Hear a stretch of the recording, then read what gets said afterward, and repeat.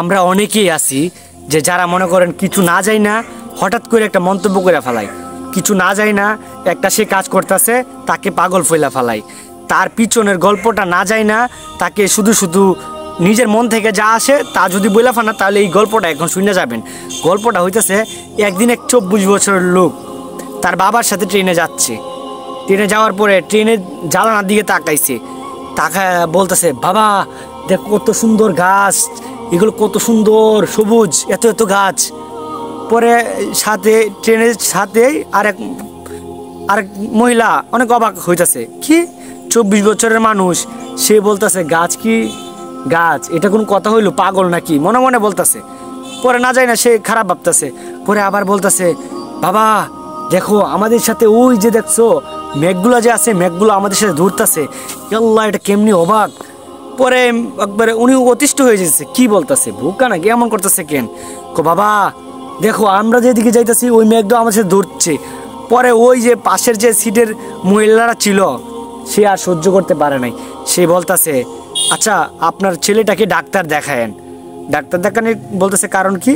বলছে আপনার ছেলে 24 বছর বয়স হয়েছে, এখনও কি আপনার ছেলে কি জানে না যে মেঘ এটা এমনভাবেই থাকে, আমরা যাচ্ছি মেঘের পাশে, আর গাছ যে এত সুন্দর এগুলা কি জানে না? এটা আবার এমনি অবাক হইয়া দেখানোর কি আছে? ওই যে ওই বাবার কথাটা শোনার পরে ওই মহিলা চোখের পানি আর ধরে রাখতে পারে নাই। ওই মহিলার সারা জীবনে চোখে যে একটা ভুল ছিল যে কাউকে না যায় না মন্তব্য করা, এই কথাটা শোনার পরে তার কলিজায় পানি আর ছিল না। যদি আপনি এই গল্পটা শুনতে চান আমার চ্যানেলটা সাবস্ক্রাইব করেন। আচ্ছা ওই গল্পর মানে হইতেছে যে ওই ছেলেটা যে ছিল, যে 24 বছর বয়সের যে ছেলেটা ছিল, সে মাত্র ট্রেনে যে উঠছে, সে মাত্র চোখের অপারেশন করার পরে সে ট্রেনে আসছে। ট্রেনে ওঠার পরে সে পরে প্রথমবারই ট্রেনের দিকে তাকাইছি, তার চোখে গাছ কি সে কখনো দেখতে পারে নাই, তার চোখে মেঘ কি সে কখনো জানতে পারে নাই, না জানি না সে এটা বলতেই পারে স্বাভাবিক।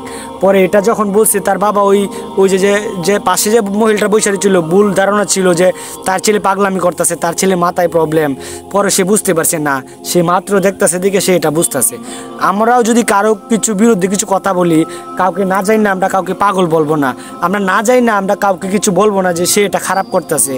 আমরা জানার পরে তাহলে মনে করেন আমরা একটা কিছু বলবো, তার পিছনের কথাটা শুনলে আপনার কলিজা কাঁইপে উঠতে পারে, এমন কাহিনী হইতে পারে। আপনারা তাকে মনে মনে খারাপ ভাবতেছেন, কিন্তু তার পিছনে কাহিনীটা শুনলে ওইটা আপনি ওর প্রতি আরও ইন্টারেস্ট বাইরে যেতে পারে, ওর প্রতি আপনার আরও বিশ্বাস বাইরে যেতে পারে। তাই আমরা কাউকে কিছু কথা বলার আগে এটা ভাববো, ওই পিছনের কথাটা ভাববো। ভিডিওটা কেমন লাগছে অবশ্যই সবাই কমেন্টে জানাবেন। আর যদি আমার পেজ দেখেন পেজটা ফলো দিবেন, আর যদি আমার ইউটিউবে দেখেন ইউটিউব চ্যানেলটা সাবস্ক্রাইব করবেন। সবাই ভালো থাকবেন, আসসালামু আলাইকুম।